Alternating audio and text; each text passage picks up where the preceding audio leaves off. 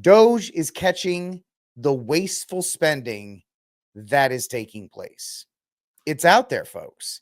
And whether it's, oh, you guys are just looking through usaspending.org or whatever, guys, this spending is not what we signed up for. This spending is not what we want, especially when you have homeless causes, when you have veterans that are committing self-deletions at 22 times a day, when you have all of these things that Americans are suffering through, yet we're having our money, our taxpayer dollars being ripped from us to be given to people who haven't earned it. It's not their money, and we shouldn't house them. So that's it. So Elon writes, sending this money is violating the law and gross insubordination to the Trump's executive orders.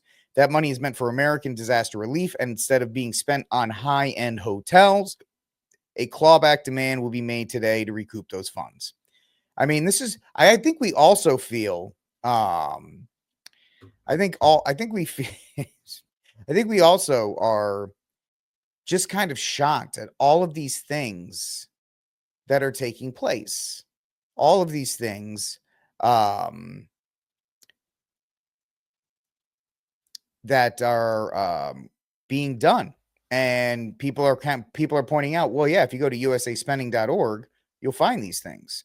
And I think once he gets that clawback that he's demanded, we'll see the proof that that these funds were being generated or being cut to things and being spent on things they're not supposed to be spent on. So good for Elon Musk and Doge. Not a huge Elon Musk fan, not at all. I think he's a futurist. I think he's a technocrat and he wants to put chips in everybody's heads. And the thing that's really going to scare you about Elon is he's got the largest database of information, AI used information between Tesla and X. He's got so much data on all of us, especially Grok for a language learning model. That thing is just absorbing a fire hose of information. So yes, Elon Musk is getting some goodwill here with, supposedly, for everybody except some libs. But let's also understand that Elon is not being completely altruistic. I'm happy that he's cutting some money and he's trying to save some money off the budget.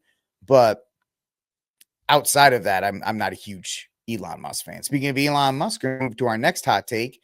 This was yesterday afternoon or yesterday evening. Elon Musk announces that the Department of Education no longer exists.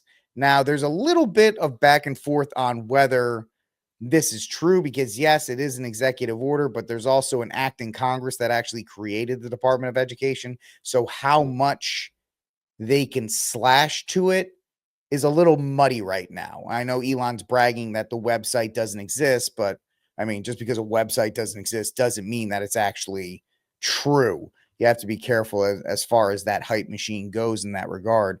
But it sounds like they're trying to show that these that these departments that have not been in the best interest of this union. You can look at No Child Left Behind. I taught in schools where No Child Left Behind was enforced. Reading, math, social studies, science, despite the STEM programs, they're not doing well. We're falling behind in all of those areas. And so, right, G Money, I don't think Congress is going to get in the way of the Department of Education being shut down. And I know, here's one thing. If the Department of Ed shuts down, do I have to pay my student loans back? Because that's cool if we don't have to anymore. Oh, man. So it's it is very interesting in that regard that we're seeing these things be cut, that we're seeing these things be eliminated, right? The big one was USAID. Now it's the Department of Education. Could we really just can we stop beating around the bush and just get rid of the IRS? Can we stop like, oh, yay, the Department of Education. Can we just cut the IRS and the ATF? Can we just do that? I mean, yes, these are all great. Yay. But everybody's just sitting around waiting for him to be like, yes, the Department of the Internal Revenue Service, we got rid of it. Just like, yeah, that's the one we all want. But the billions of dollars that have been printed and spent around the world, it's not really great. So it's one of those things. Yeah, I know. Yeah, I know. I'm thinking out loud. I don't think they'd be like, oh well, you don't have to pay your student loan back. I'd still have to pay it back. Easy, folks. Before you get the pitchforks out, I get it. It's a joke. Not a very funny one, but still a joke nevertheless. All right, ladies and gentlemen. So those are my two hot takes. Those are two things that are going on as in our Doge watch. What's happening with the slicing of government.